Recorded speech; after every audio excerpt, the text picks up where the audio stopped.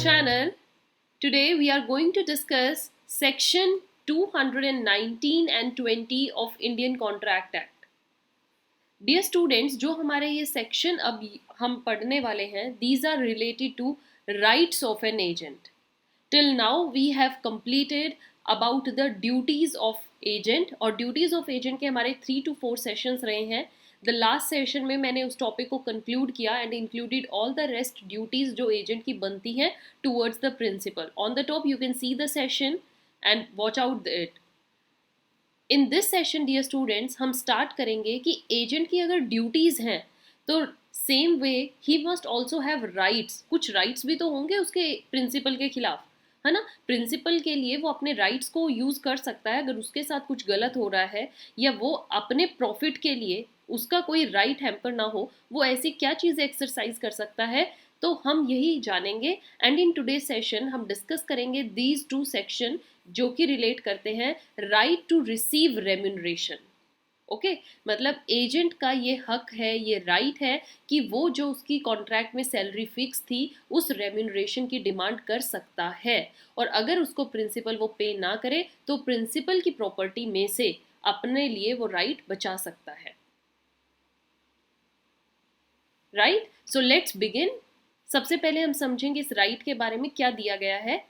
Accept when the appointment is gratuitous. Gratuitous means कि जब principal out of gratitude agent को appoint करता है या appoint out of gratitude just for the help or need that he wants to give. Helping hand जब वो principal को देना चाहता है या उसके लिए आउट ऑफ ग्रेटिट्यूड कुछ काम करना चाहता है तो उस केस की अलग बात है. उसमें प्रिंसिपल का मन करेगा तो वो कुछ पे करेगा, नहीं करेगा तो otherwise different.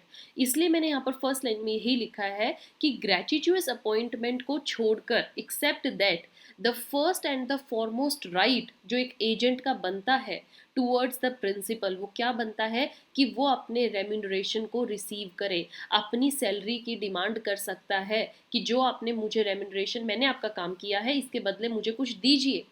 Yes it is, as कोई किसी का फ्री में काम नहीं करता. So every agent is clearly entitled to his agreed remuneration. जो भी उसके साथ स्टार्टिंग में प्रिंसिपल ने एग्री किया होगा, जो भी टर्म्स कंडीशन कि मैं तुम्हें तुम्हारे काम के इतने पैसे दूंगा, तो एजेंट का ये क्लियर राइट बनता है कि वो उस काम होने के बाद उस रेम्यूनरेशन की डिमांड करेगा कि सर दीजिए मेरा हिस्सा. सो और इफ अगर वहां पर कोई एग्रीमेंट नहीं है, सपोज उनके बीच में कोई ऐसी एग्रीमेंट नहीं था, तो एक रीजनेबल रेम्यूनरेशन जो बनता है, सपोज करो एजेंट ने काम करके दिया है प्रिंसिपल का 2 करोड़ का और वो जस्ट उसको 1000 रुपीज दे दे, ठीक है ये हो गया. No, this is not something reasonable amount. So उसको अगर कोई एग्रीड, उनके बीच में एग्रीमेंट नहीं है, बेटर है एक तो एग्रीमेंट कर लेना चाहिए ताकि लेटर ऑन जाकर कोई डिस्प्यूट अराइज ना हो. But if there is no agreement, dear students, then it must be a reasonable amount of remuneration, right? Next we have when the amount of remuneration is left on principal's discretion.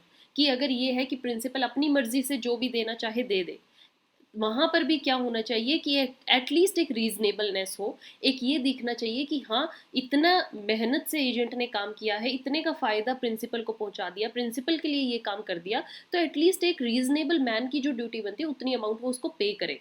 Right, so section 219 यही बात कह रहा है that in the absence of any special contract, अगर principal और agent के बीच में already कोई कॉन्ट्रैक्ट ऐसा नहीं है. देखो अगर कॉन्ट्रैक्ट है तो उसमें जो भी अमाउंट लिखी जाएगी उतनी ही पे होगी क्योंकि एजेंट ने उस बात में एग्री किया है. बट अगर ऐसा सच कोई कॉन्ट्रैक्ट नहीं है तो प्रिंसिपल को ऐसे स्पेशल कॉन्ट्रैक्ट की एब्सेंस में पेमेंट जो करनी चाहिए for the performance of any act is not due until the completion of such act. तो अगर वो एक्ट कंप्लीट हो गया है तो उसको देनी चाहिए, लेकिन अगर एक्ट अभी तक कंप्लीट नहीं हुआ है तो इसका मतलब कि ड्यू है, वो अभी एजेंट को पे करेगा. Understood. Then we have section 220 also. जैसे 219 था, सेक्शन 220 भी हमारे पास है. और सेक्शन 220 में क्या बोला गया dear students, it deals with the effect of misconduct on the remuneration and the right of the principal to obtain compensation. क्या हुआ कि देखिए चलो ये तो एजेंट का राइट है कि उसने अगर प्रिंसिपल के लिए जो भी काम बोला गया था, जिस भी काम के लिए उसको अपॉइंट किया गया था वो काम किया, तो वो अपना रेम्यूनरेशन जो है वो डिमांड करेगा कि भाई सर दीजिए, मुझे मेरी सैलरी दीजिए, मेरा पार्ट दीजिए, मेरा रेम्यूनरेशन दीजिए जो मैंने आपके लिए काम किया है इन ल्यू ऑफ दैट। बट अगर एजेंट की तरफ से कोई मिसकंडक्ट होता है, फ्रॉड होता है, चीटिंग होती है, तो उस मिसकंडक्ट की वजह से, remember this point student, section 220 बहुत क्लियरली बोल रहा है, मिसकंडक्ट की वजह से प्रिंसिपल को भी ये राइट है, साथ में ये राइट प्रिंसिपल का भी दे दिया कि वो एजेंट के रेम्यूनरेशन में से अपना जो भी उसको मिसकंडक्ट की वजह से लॉस हुआ है वो पैसा ऑब्टेन कर सकता है, उसको रख सकता है।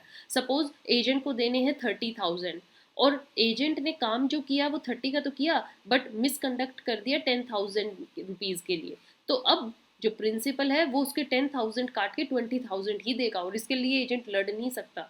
सो सेक्शन 220 यहाँ पर क्लियरली क्या बता रहा है, that an agent who is guilty of misconduct in the business of agency, एक एजेंट जो बिजनेस ऑफ एजेंसी में गलती करता है या जिसकी वजह से, उसकी गलती की वजह से प्रिंसिपल को अगर किसी लॉस का भुगतान करना पड़े, then it is not entitle to any remuneration, वो बाद में उस रेम्यूनरेशन का हकदार नहीं है, ना वो मांगेगा। किस मुंह से मांगेगा भैया, आपने गलती करी है प्रिंसिपल के लिए, आपने उस पर्टिकुलर डिलीजेंस स्किल के साथ वो काम ही नहीं किया in respect of that part of business जिसमें आपने मिसकंडक्ट दिखाया है।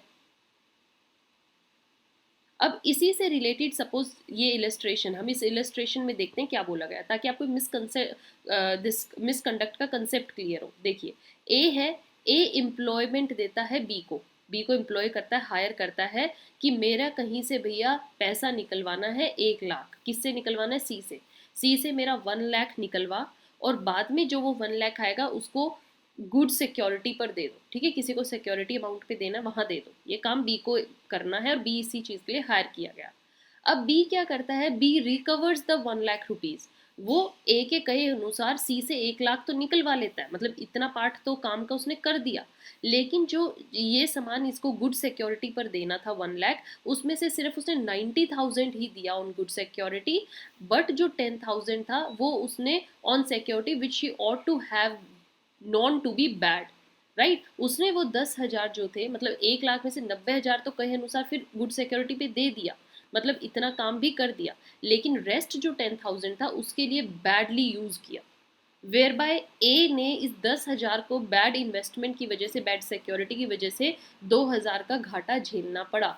आउट ऑफ 1 लाख में से उसको 2,000 रुपीज़ का एक तरीके से देखे तो लॉस हुआ है। अब जब बी को उसका रेम्यूनरेशन मिलेगा इस पूरे काम को करने का, बी की जो भी सैलरी थी is entitle to the remuneration, उसको वो 1 लाख रिकवर करने की भी सैलरी दे दी जाएगी, जो उसने 90,000 इन्वेस्ट करे हैं उसका भी पैसा मिलेगा, but he is not entitle to any remuneration, जो कि उसने 10,000 जो इन्वेस्ट किया उसकी कोई सैलरी नहीं मिलेगी। ही मस्ट गुड, क्यों, क्योंकि उसको प्लस ये भी है, उसको वो 2,000 का जो घाटा बी उसके प्रिंसिपल को हुआ है उसकी वजह से वो भी पे करना पड़ेगा प्रिंसिपल को, अपनी जेब से देगा एजेंट, क्यों, उसकी मिसकंडक्ट की वजह से क्यों गलती झेले प्रिंसिपल। समझ में आ रहा है स्टूडेंट्स। नेक्स्ट, तो अब आपको इस एग्जाम्पल से ये चीज़ तो क्लियर हो गई, देखना कि जो मिसकंडक्ट करता है एजेंट, मिसकंडक्ट यहाँ पर MIS और ये स्पेस नहीं आएगा, this is a little mistake from my side. So the effect of misconduct जो होता है वो टू फोल्ड होते हैं, इसके दो घाटे जो हैं, या यू कैन से दो इफेक्ट एजेंट पर पड़ते हैं अगर उसने कहीं पर भी मिसकंडक्ट शो किया।